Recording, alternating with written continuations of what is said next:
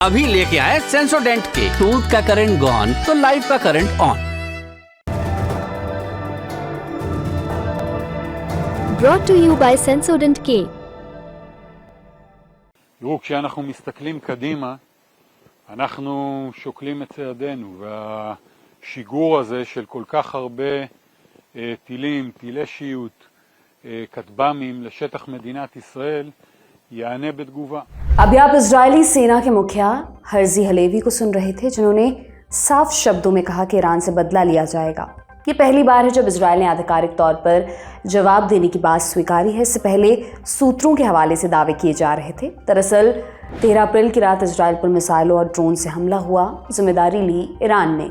हमले में इजरायल को कोई बड़ा नुकसान तो नहीं हुआ, मगर उसकी साख को काफ़ी धक्का लगा। अभी तक के इतिहास में ईरान ने कभी इजरायल पर डायरेक्ट अटैक नहीं किया था। इसके बावजूद कि इजरायल का नाम उसके न्यूक्लियर साइट्स पर अटैक, परमाणु वैज्ञानिकों और फौजी कमांडर्स की हत्या और साइबर हमले में लगातार आ रहा था। हालांकि 13 अप्रैल को ईरान ने नई लकीर खींची। उसने दिखाया कि उसकी क्षमता क्या है। ये एक पावरफुल स्टेटमेंट था। इसने मिडिल ईस्ट में वर्चस्व का दावा करने वाले बाकी देशों के लिए चुनौती पैदा की है। सबसे बड़ा झटका इजरायल और अमेरिका को लगा है। उन्हें अब ये साबित करना है कि असली ताकत हमारे पास है।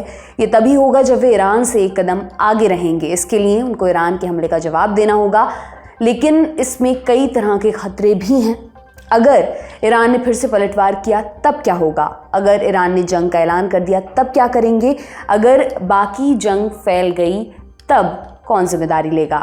तो आज के शो में हम जानेंगे इजराइल कब, कहां और कैसे हमला कर सकता है और ईरान पर जवाबी हमले के बाद क्या क्या हो सकता है। इजराइल के बाद चलेंगे अमेरिका, जहां पूर्व राष्ट्रपति डोनाल्ड ट्रंप के खिलाफ मुकदमा शुरू हो गया है। ये मामला adult film actress stormy Daniel से जुड़ा है। पूरी कहानी आपको विस्तार से बताएंगे और ये भी समझेंगे कि अमेरिका की पॉलिटिक्स पर इजराइल ईरान संघर्ष का कैसा असर होगा। नमस्कार, मेरा नाम दिव्यांशी सुमराव है। आप देखना शुरू कर चुके हैं लल्लन टॉप का अंतर्राष्ट्रीय प्रसंगों से जुड़ा रोजाना का कार्यक्रम दुनियादारी। 13 अप्रैल की रात ईरान ने इजराइल पर हमला किया। कहा कि हमने 1 अप्रैल को सीरिया में वाणिज्य दूतावास पर हुई बमबारी का बदला लिया। हमें अपनी आत्मरक्षा का अधिकार है। ईरान ये भी बोला कि हमारा बदला पूरा हुआ, हमारी तरफ से इस मामले को खत्म समझा जाए, लेकिन अगर इजराइल और हमले करता है तो हम फिर से जवाब देंगे और अगली बार जवाब ज़्यादा खतरनाक होगा। عملیات به نحوی طرح‌ریزی شد که هم مرکز اطلاعاتی بزرگی که اطلاعات لازم را برای این جنایت برای صهیونیست‌ها تأمین می‌کرد در ارتفاعات جبل الشیخ در مرز سوریه با فلسطین اشغالی مورد هدف قرار بگیره و هم پایگاه هوایی نوآتیم که هواپیماهای F-35 برای مورد هدف قرار دادن کنسولگری ما در دمشق از اونجا بلند شده بودن مورد هدف قرار بگیره. ما این عملیات رو منتج به نتیجه کامل می‌بینیم و این عملیات از نظر ما خاتمه یافته است. ईरान का पक्ष आपने सुना। इजराइल क्या कहता है? रुझानों के मुताबिक इजराइल मैटर क्लोज करने के लिए तैयार नहीं है। वो जवाब देने की बात कर रहा है। 15 अप्रैल को इजरायली डिफेंस फोर्सेस के chief of staff Herzi Halevi ने इसकी पुष्टि की। सुनिए। תראו, כשאנחנו מסתכלים קדימה, אנחנו שוקלים את צעדינו, והשיגור הזה של כל כך הרבה טילים, טילי שיוט, כטב"מים לשטח מדינת ישראל, יענה בתגובה. हर्जी हलेवी का बयान इजरायली वॉर कैबिनेट की मीटिंग के बाद आया। इजरायल सरकार ने 7 अक्टूबर को हमास के आतंकी हमले के बाद वॉर कैबिनेट बनाई थी। ये अस्थायी व्यवस्था है। इसमें 3 फुल मेंबर्स हैं, प्रधानमंत्री बेंजामिन नेतन्याहू, रक्षा मंत्री योआव गलांत और विपक्षी नेता बेनी गेंट्स। बेनी पूर्व में आईडीएफ के मुखिया रह चुके हैं, बाद में वो पॉलिटिक्स में आए। नेतन्याहू के साथ सरकार भी चला चुके हैं, बाद में उनके रास्ते अलग हो गए। हालांकि हमास के हमले के बाद उन्होंने साथ आने का फैसला किया। वॉर कैबिनेट इजराइल हमास जंग से जुड़े फैसले लेने के लिए बनाई गई थी। जंग से जुड़े मसलों पर उनका डिसीजन अंतिम होता है। हालांकि उनकी बैठकों में मोसाद, आईडीएफ और दूसरी एजेंसियों के लोग और ऑब्जर्वर्स भी शामिल होते हैं। ईरान के हमले के बाद वॉर कैबिनेट लगातार मीटिंग कर रही है। 14 अप्रैल और 15 अप्रैल को कई घंटों तक बातचीत होती रही। जिस वक्त हम ये वीडियो रिकॉर्ड कर रहे हैं उस वक्त भी बैठक चल ही रही थी। इन बैठकों का मकसद एक है, ईरान के हमले का जवाब कैसे दिया जाए। जो अभी तक निकलकर सामने आया है उसके मुताबिक वॉर कैबिनेट जवाबी कार्रवाई पर सहमत है, लेकिन कब, कहां और कैसे इस पर सहमति नहीं बन पा रही है। एक पक्ष सीधे ईरान में घुसकर हमले की बात कर रहा है, दूसरा पक्ष ईरान के प्रॉक्सी गुटों को उड़ाने पर जोर दे रहा है ताकि बदला भी पूरा हो जाए और जंग का खतरा भी ना बढ़े। ये तो हो गई सरकारी बात। अब ये समझते हैं कि इजराइल क्या क्या कर सकता है। Number 1, direct attack. इजराइल की एयरफोर्स ईरान में घुसकर बमबारी कर सकती है। अहम ठिकानों मसलन airport, military base, weapons depot आदि को उड़ा सकती है। ऐसा हमला ईरान की संप्रभुता पर हमला होगा। उस स्थिति में ईरान जवाब देगा, वो जंग का ऐलान भी कर सकता है। नंबर 2, न्यूक्लियर साइट्स पर हमला। ईरान पर परमाणु हथियार बनाने के आरोप लगते हैं। ईरान कहता है आरोप झूठे हैं, हमारा न्यूक्लियर प्रोग्राम सिविलियन यूज़ के लिए है, लेकिन रिपोर्ट्स हैं कि ईरान 1 से 2 महीने के अंदर एक परमाणु बम तैयार कर सकता है। उसने इतनी क्षमता विकसित कर ली है। इजराइल ने शपथ ली है कि वो किसी भी कीमत पर ईरान को परमाणु हथियार तैयार नहीं करने देगा। इसके लिए वो किसी भी हद तक जा सकता है।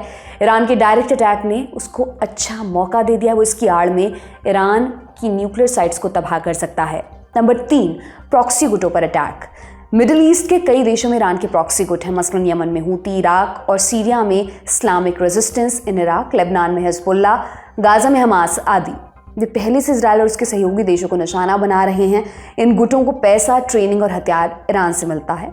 इजराइल इस सप्लाई चेन को तोड़ सकता है, प्रॉक्सी गुटों के खिलाफ सर्जिकल स्ट्राइक्स की संख्या बढ़ा सकता है, ईरान और प्रॉक्सी गुटों के बीच की चेन को तोड़ सकता है। ये सबसे सेफ ऑप्शन है। इससे इजराइल का हित भी सधेगा और रीजनल वॉर का खतरा भी कम रहेगा। नंबर 4, खुफिया ऑपरेशंस। इजराइल की खुफिया एजेंसी मोसाद विदेश में दुश्मनों को निपटाने के लिए कुख्यात है। ईरान के अंदर कई दिग्गज वैज्ञानिकों और फौजी कमांडर्स की हत्या में मोसाद का नाम सामने आ चुका है। सबसे बड़ा उदाहरण नवंबर 2020 का है, जब ईरान के परमाणु वैज्ञानिक मोहसिन फखरीजादे को रिमोट कंट्रोल्ड हथियार से मार दिया गया था। चर्चा है कि Mossad brigadier general Amir Ali Hajizadeh को निशाना बना सकती है। Hajizadeh Islamic Revolutionary Guard Corps IRGC की एरोस्पेस फोर्स के कमांडर हैं। उन्होंने ही इजराइल पर 13 अप्रैल के हमले की साजिश रची थी। Number 5, diplomatic pressure. इजराइल अपने सहयोगी देशों से अपील कर सकता है कि वे ईरान पर आर्थिक प्रतिबंध बढ़ाएं, उनके लोगों और संस्थाओं को बैन करें। ईरान बहुत पहले से पश्चिमी देशों के प्रतिबंधों का सामना कर रहा है। इसके बावजूद उसने अपनी अर्थव्यवस्था को बचा कर रखा है। वो और दबाव झेल सकता है, मगर वो इसके बदले में होर्मुज स्ट्रेट को बंद कर सकता है, जिससे दुनिया भर में कच्चे तेल और गैस की सप्लाई प्रभावित होगी। इससे पूरी दुनिया में महंगाई बढ़ सकती है। इजराइल ने भी सारे विकल्प खुले रखे हैं। डिप्लोमेसी वाला गेम शुरू भी कर दिया है। 15 अप्रैल को इजराइल के विदेश मंत्री ने 32 देशों को चिट्ठी लिखी, उनसे अपील की कि वे ईरान को अलग थलग करने में मदद करें। उन्होंने ईरान के मिसाइल प्रोग्राम पर प्रतिबंध लगाने की मांग भी की है। अमेरिका और ब्रिटेन ने इस दिशा में काम भी शुरू कर दिया है। ये तो हो गई विकल्पों की बात, मगर राह इतनी सीधी नहीं है। इजराइल के सामने कई चुनौतियां भी हैं जिन्हें वो बिल्कुल भी नज़रअंदाज नहीं कर सकता है। एक एक कर उनको भी जान लेते हैं। नंबर 1, बड़ा युद्ध। सीधी जंग किसी भी शांति प्रिय देश के हित में नहीं। ये बात ईरान भी समझता है, इजराइल भी समझता है। सीधी लड़ाई का मतलब है पूरे मुल्क के संसाधन विनाश के काम में जाएंगे, लोगों की मौत होगी और जंग का कोई हासिल भी नहीं निकलेगा।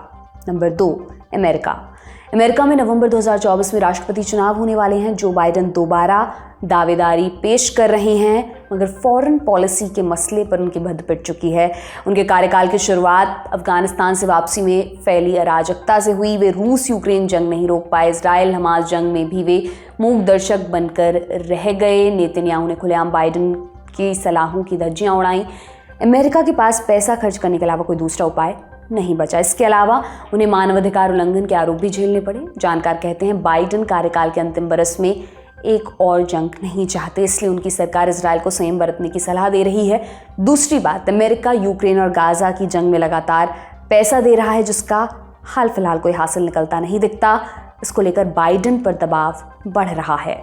इजराइल के सामने तीसरी चुनौती है ऑल फ्रंट अटैक। ईरान के प्रॉक्सी गुटों में लेबनान का हिजबुल्ला सबसे ज़्यादा ताकतवर है। वो दशकों से इजराइल से लड़ रहा है। उसके पास लाखों की प्रशिक्षित सेना है, लगभग 1 लाख रॉकेट्स हैं। हिजबुल्ला हमास की तुलना में ज़्यादा दम रखता है, और तो और वो एक संप्रभु देश में है जहाँ पर हमला करने का मतलब होगा लेबनान के साथ युद्ध। अभी जो स्थिति है उसमें इजराइल और मोर्चे पर जंग शुरू करने से बचना चाहेगा। Number 4, hostage deal. इजराइल में पिछले कई हफ्तों से नेतन्याहू सरकार के खिलाफ प्रोटेस्ट हो रहे हैं। उनका इस्तीफा मांगा जा रहा है। प्रदर्शनकारियों की मांग है कि हमास के कब्जे में बंद बंधकों को जल्द से जल्द छुड़ाया जाए। अगर इजराइल ईरान से जंग शुरू करता है तो बंधकों की रिहाई मुश्किल हो जाएगी। फिर इजराइल की जनता नेतन्याहू से जवाब मांगेगी। ये इजराइल की डोमेस्टिक पॉलिटिक्स के लिए खतरनाक होगा। तो क्या इजराइल चुप बैठ जाएगा? ये कभी नहीं होगा। इजराइल जवाब देगा और ज़रूर देगा, ये उसकी अपनी साख के साथ साथ अमेरिका के वर्चस्व के लिए भी ज़रूरी है। लेकिन कब और कैसे जवाब देगा, इस पर संशय बना हुआ है। इसने पूरी दुनिया की सांस को अधर में लटका रखा है। इजराइल ईरान संघर्ष से जुड़े और क्या क्या अपडेट्स हैं। 13 अप्रैल को ईरान की नेवी ने हॉर्मुज़ स्ट्रेट के पास इजराइल से जुड़े जहाज MMC एरीज पर कब्जा कर लिया था। आरोप लगाया कि जहाज ने समुद्री कानूनों का उल्लंघन किया। इस जहाज में 17 भारतीय भी मौजूद हैं। भारत ने अपने नागरिकों की सुरक्षित वापसी के लिए कोशिश शुरू कर दी है। विदेश मंत्री एस जयशंकर ने ईरान के विदेश मंत्री हुसैन आमिर अब्दुल्लाहियान से बात की, जिसके बाद भारतीय अधिकारियों को जहाज पर जाने की इजाज़त मिल गई। उम्मीद जताई जा रही कि जल्द ही रास्ता निकलेगा और क्रू के भारतीय सदस्य भारत लौट सकेंगे। 15 अप्रैल को ईरान के विदेश मंत्री ने चीन के विदेश मंत्री वांग यी से भी बात की। उनके सामने ईरान का पक्ष रखा, कहा कि ईरान का तनाव बढ़ाने का इरादा नहीं है, हम शांति चाहते हैं। चीन उन चुनिंदा देशों में से है जिसके ईरान के साथ अच्छे संबंध हैं। मार्च 2023 में उसने ईरान और सऊदी अरब के बीच सुलह कराई थी। हालिया तनाव बढ़ने की स्थिति में वो ईरान को समझाने में मदद कर सकता है। इजराइल ईरान के चैप्टर को यहीं पर विराम लगाते हैं। अगला चैप्टर अमेरिका का है, जहां एक पूर्व राष्ट्रपति को कटघरे में खड़ा किया गया है। पूरी कहानी आपको बताएंगे, पहले 2 जरूरी सूचनाएं सुन लीजिए। नंबर 1, लोकसभा चुनाव 2024 के बीच हमारी टीमें भारत के अलग अलग राज्यों में मौजूद हैं। आपसे जुड़े मुद्दों पर बात करें। अगर आप चाहते हैं हम आपकी सीट पर भी आएँ तो आप हमें chunav@lallantop.com पर मेल कीजिए। सब्जेक्ट में मेरी सीट कवर करो लिखें और हमें ये भी बताइए कि आपकी लोकसभा सीट का नाम क्या है, कौन कौन से फैक्टर्स इस सीट को खास बनाते हैं। मेल करने के साथ डिस्क्रिप्शन में दिए फॉर्म को भी ज़रूर भर दें। दूसरी सूचना इंटरनेशनल है। इसी बरस नवंबर में अमेरिका में चुनाव होने वाले हैं, राष्ट्रपति चुनाव। जल्द ही लल्लन टॉप पर उसकी कवरेज भी शुरू होने वाली है। उससे पहले हम आपको अमेरिका की हिस्ट्री, पॉलिटिक्स और ज्योग्राफी से रूबरू कराएंगे दुनियादारी के स्पेशल सेगमेंट में। आप अपने सवाल कमेंट बॉक्स या दुनियादारी@lallantop.com पर भेज सकते हैं। अब वापस खबर की तरफ बढ़ते हैं। 15 अप्रैल 2024 की तारीख अमेरिका के इतिहास में हमेशा के लिए दर्ज हो गई है। इस रोज़ न्यूयॉर्क के मैनहट्टन की अदालत में एक आपराधिक मुकदमा शुरू हुआ अमेरिका के पूर्व राष्ट्रपति डोनाल्ड ट्रंप के खिलाफ। ट्रंप जनवरी 2017 से जनवरी 2021 तक राष्ट्रपति थे। 2024 के चुनाव में फिर से दावेदारी पेश कर रहे हैं। ट्रंप का मुकदमा खास क्यों है? ये अमेरिका के इतिहास में किसी मौजूदा या पूर्व राष्ट्रपति के खिलाफ शुरू हुआ पहला क्रिमिनल ट्रायल है। क्या आरोप है ट्रंप पर? ऐसे तो उनके ऊपर 4 क्रिमिनल केसेस है, मगर मैनहट्टन वाला केस थोड़ा अलग है। ये बिजनेस रिकॉर्ड्स में फर्जीवाड़े से जुड़ा है। ट्रंप पर आरोप है कि उन्होंने 2016 के राष्ट्रपति चुनाव से पहले कुछ लोगों की चुप्पी के बदले करोड़ों की रकम खर्च की। इसका फायदा उन्हें राष्ट्रपति चुनाव में हुआ और उन्होंने उन पैसों को गलत खाते में दर्ज करा है। सबसे बड़ा आरोप स्टॉर्मी डैनियल्स से जुड़ा है। डैनियल्स पॉर्न फिल्मों की सुपरस्टार रही हैं। उनका दावा है कि डोनाल्ड ट्रंप ने 2006 में उनके साथ शारीरिक संबंध बनाए। फिर 2016 के चुनाव से पहले ट्रंप ने उनको चुप रहने के लिए कहा। बदले में $1,30,000, आज के हिसाब से लगभग 1 करोड़ 8 लाख रुपयों का भुगतान किया। इस लेन देन के लिए हश मनी टर्म का इस्तेमाल होता है। न्यूयॉर्क में हश मनी अवैध नहीं है, मगर ट्रंप की कंपनी ने बिजनेस रिकॉर्ड्स में इसको लीगल खर्च के तौर पर दिखाया, जबकि ऐसा कुछ था ही नहीं। ट्रंप पर फ्रॉड के कुल 34 चार्जेस लगाए गए हैं। ट्रंप ने क्या कहा है? वो कहते हैं सभी आरोप झूठे हैं, मेरे और डैनियल्स के बीच कभी कुछ नहीं हुआ। ट्रंप का पक्ष कमजोर क्यों है?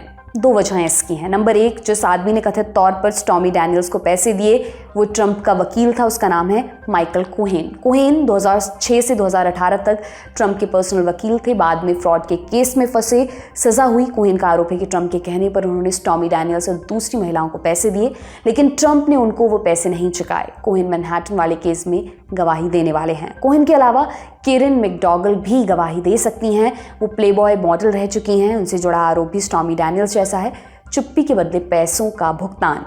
नंबर 2, चूंकि हश मनी का भुगतान अवैध नहीं है, इसलिए स्टेट प्रोसिक्यूटर्स ने इसको राष्ट्रपति चुनाव से जोड़ा है। उन्होंने आरोप लगाया कि ट्रंप की हरकत से 2016 का राष्ट्रपति चुनाव प्रभावित हुआ। ये इलेक्शन कैंपेन से जुड़े कानूनों के खिलाफ है। ट्रंप को क्या सजा हो सकती है? दोषी पाए जाने पर अधिकतम 4 बरस की जेल या जुर्माना, या फिर दोनों हो सकते हैं। जानकारों का कहना है कि जुर्माने की उम्मीद ज़्यादा है। हालांकि न्यूयॉर्क ब्लू स्टेट माना जाता है। ब्लू स्टेट माने डेमोक्रेटिक पार्टी का गढ़, इसलिए वहाँ ट्रंप को ज़्यादा से ज़्यादा नुकसान पहुँचाने की कोशिश होगी। अब ये जान लेते हैं कि ट्रायल के पहले दिन क्या हुआ।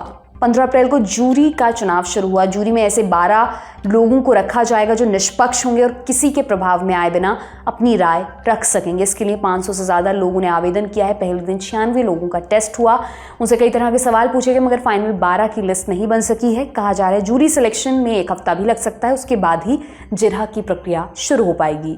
अंतिम फैसला आने में अभी कई महीने लग सकते हैं। ये भी हो सकता है कि राष्ट्रपति चुनाव तक ट्रंप अदालत के चक्कर ही काटते रह जाएं।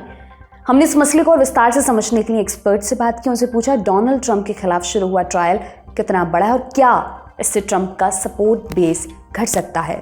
अमेरिकन लीगल सिस्टम बहुत कॉम्प्लिकेटेड है और एक अमेरिकन सिटीजन को प्रेसिडेंट बनने के लिए जो जो क्वालिफिकेशन उनके कॉन्स्टिट्यूशन में लिखा गया है, उसमें कहीं भी नहीं लिखा गया कि अगर एक क्रिमिनल केस चल रहा है या सिविल केस चल रहा है या हार गए हैं या जेल गए हैं तो वो प्रेसिडेंशियल उम्मीदवार का भविष्य क्या होगा, कहीं भी नहीं लिखा। तो अभी लीगल केस इतना कॉम्प्लिकेटेड है अमेरिका में, अगर कोई डिसीजन भी हुआ तो अल्टीमेटली अमेरिकन सुप्रीम कोर्ट जो डिसीजन लेगा उसका मान्य रखेगा। अभी तो ये भी खबर में आया है कि जनवरी 6 में जो इंसरेक्शन हुआ था, 300 करीब 300 से ज्यादा लोग प्रोसिक्यूशन हो चुका है, कुछ लोग जेल में है और कुछ लोग जेल से छूट गए हैं, क्योंकि अभी कोर्ट में ये कहा गया है कि जिस लॉ को लागू करके उनको जेल भेजा गया था वो सही नहीं था और सुप्रीम कोर्ट भी उसका हियरिंग कर रहा है। सुप्रीम कोर्ट अगर उसको सुनवाई करने के बाद ये जजमेंट दे दे कि सही में जो कानून को लेके उन्होंने प्रोसिक्यूशन किया है वो सही कानून नहीं है, तो डोनाल्ड ट्रंप के खिलाफ भी कोई चार्जेस है जो कि अपने आप उसको विथड्रॉ करना पड़ेगा। और सुप्रीम कोर्ट में और जो केस अभी शुरू होने जा रहा है वो सबसे इम्पोर्टेंट केस वही है कि डोनाल्ड ट्रंप को प्रेसिडेंट जब थे, जो भी कार्रवाई उन्होंने किया है उनके पास अभी इम्यूनिटी है या नहीं। मतलब जब प्रेसिडेंट कोई था और कुछ एक्टिविटी किए, चाहे वो डिफेमेशन केस हो चाहे वो क्रिमिनल केस हो, तो उनको इम्यूनिटी मिलना चाहिए कि नहीं चाहिए, क्योंकि अभी वो प्रेसिडेंट नहीं है। तो सुप्रीम कोर्ट में मेजोरिटी ऑफ द जजेस वो ट्रम्प के साथ हैं, तो किस टाइप का जजमेंट देंगे वो लीगल लैंग्वेज को पढ़ के वो कहना मुश्किल है। मगर जिस तरह से अमेरिका में एक राजनीतिक सिचुएशन है, लग रहा है कि डोनाल्ड ट्रंप एक के बाद एक केस में छूटे जा रहे हैं और अमेरिकन लॉ के हिसाब से वो क्रिमिनल केस में कन्विक्ट होने के बावजूद वो इलेक्शन लड़ सकते हैं। अगर क्रिमिनल केस में उनको सेंटेंस होता है जेल का, तो जेल में रह के भी कंटेस्ट कर सकते हैं, क्योंकि करीब करीब 100 साल पहले एक सम मिस्टर डेप्स थे, वो जेल में थे, वो कंटेस्ट किया था क्योंकि कानून वहां साइलेंट है। मगर प्रश्न ये होता है कि जेल में अगर डोनाल्ड ट्रंप होंगे, सपोज हाइपोथेटिकल, और वो इलेक्शन जीत गए, तो फिर वो क्या अमेरिकन प्रेसिडेंसी का जो कार्रवाई है वो जेल से करेंगे? या ये भी प्रश्न है कि अगर वो जीत गए और अमेरिकन प्रेसिडेंट बन गए, वो खुद खुद को माफ कर सकते हैं क्या, पार्डन कर सकते हैं कि नहीं? अमेरिका की डोमेस्टिक पॉलिटिक्स में तो ट्रंप का ट्रायल चर्चा में, फॉरेन पॉलिसी के मोर्चे पर इजराइल ईरान संघर्ष ने बाइडेन सरकार को परेशान कर रखा है। अगर वे ईरान पर हमले में शामिल हुए तो आर्थिक और राजनीतिक संकट पैदा होगा, नहीं शामिल हुए तो उन्हें कमजोर राष्ट्रपति के तौर पर पेश किया जाएगा। क्या बाइडेन इस दुविधा से निकल पाएंगे और मिडिल ईस्ट का फैक्टर अमेरिका की पॉलिटिक्स में कितना महत्व रखता है? कि इलेक्शन टाइम में जब उन्होंने इजराइल को जबरदस्त सपोर्ट कर रहे हैं, शुरू में जब हमास ने हमला किया था, इजराइल के साथ सिंपैथी दुनिया के कोने कोने से आया, और जब गाजा में ऑपरेशन हो गया, अभी पूरे दुनिया को ये लग रहा है कि हमास ने जो गलती की और जो क्राइम किया उसको आम जनता को पनिशमेंट दे रहे हैं गाजा में। और ये जो क्रिटिसिज्म सिर्फ दूसरे देशों में नहीं है, अमेरिका के अंदर भी ये क्रिटिसिज्म है, डेमोक्रेटिक पार्टी के अंदर भी ये क्रिटिसिज्म है, उनका ब्यूरोक्रेसी के अंदर भी ये क्रिटिसिज्म है। तो उन्होंने एक तरफ ऐसा पॉलिसी अनाउंसमेंट कर रहे हैं जैसे इजराइल के ऊपर दबाव डाल रहे हैं, मगर आर्म्स एम्यूनिशन सारे सप्लाई हो रहे हैं इजराइल में। जब अभी इस सिलसिले में ईरान ने एक रिटेलिएटरी एक्शन लिया और ईरान के कॉन्सुलेट में जिस तरह से अटैक हुआ, उनके 2 जनरल, काफी सारे लोग मर गए, उस उसको रिटेलिएट करने के लिए ईरान ने जिस तरह से हमला किया, 300 से ज्यादा मिसाइल छोड़ दिया। बात यह है कि इजराइल के ऊपर ना ज्यादा लोग मरे, और जो भी मरा वो कोई अरब था, और ज्यादा नुकसान भी नहीं हुआ। एक एयरफोर्स बेस का थोड़ा सा डैमेज हुआ है। तो अभी जो बाइडेन ये कह रहे हैं कि इजराइल के ऊपर जो 300 मिसाइल थे, 99% मिसाइल तो उनको एयर में ही न्यूट्रलाइज किया गया। तो एक तरफ देखेंगे कि ईरान का जो ये था कि उनको रिटेलिएट करना था क्योंकि उनके ऊपर हमला हुआ था, वो भी फुलफिल हो गया, और इजराइल ने खुद को बचा पाया। तो अभी अगर उसको ज्यादा एस्केलेट करेंगे, नुकसान सबका होगा। ऑयल प्राइसेस ज्यादा हो जाएंगे, हो सकता है कि बाकी रीजन में अगर ये एक्सपैंड करे तो पूरे ग्लोबल पॉलिटिकल इकोनॉमी उथल पुथल हो जाएगा। और जब अमेरिका में इलेक्शन हो रहा है तब वहां भी एक्चुअली आज देखेंगे तो अमेरिका का जो स्टॉक मार्केट भी काफी वोलेटाइल हो गया है, और उसका इम्पैक्ट एशिया में भी आया है। सो अगर वार ज्यादा छिड़ गया और एक्सपैंड हो गया तो अमेरिकन इकोनॉमी के लिए अच्छा नहीं है, ग्लोबल इकोनॉमी के अच्छा नहीं है, किसी के लिए अच्छा नहीं है, एनर्जी क्राइसिस हो जाएगा। तो अभी जो बाइडेन ये कह रहे हैं, उसको इजराइल अभी ज्यादा काउंटर रिटेलिएशन ना करे। मगर प्रश्न ये है कि इजराइल अब तक उनका कोई बात सुना नहीं, चाहे वो गाजा में जिस टाइप का हॉस्पिटल में अटैक हुआ हो, या जिस तरह से वो रफाल एक अलग सिटी है वहां भी उसके मार रहे हैं सब लोगों को। तो इजराइल अगर बाइडेन का बात नेतन्याहू ने नहीं सुन रहे हैं, तो अभी सुनेंगे नहीं सुनेंगे तो इजराइल के ऊपर डिपेंड करता है। इजराइल अपना असेसमेंट करेगा। मगर जो बाइडेन ने साफ साफ कह दिया है कि जिस तरह से ईरान ने हमला किया, उस हमले के खिलाफ अमेरिका, ब्रिटेन, फ्रांस सब मिलके इजराइल सहित उसको काउंटर किया, और सारे मिसाइल को, ड्रोन्स को न्यूट्रलाइज किया। और अभी अगर इजराइल दोबारा हमला करने के लिए कोशिश करेगा तो पूरे विश्व, अमेरिका सहित, इजराइल के साथ नहीं होंगे। आज की दुनियादारी में बस इतना ही। कल फिर आपसे मुलाकात होगी, इसी उम्मीद के साथ मैं विदा लेती हूँ। शुक्रिया, शुभ रात्रि।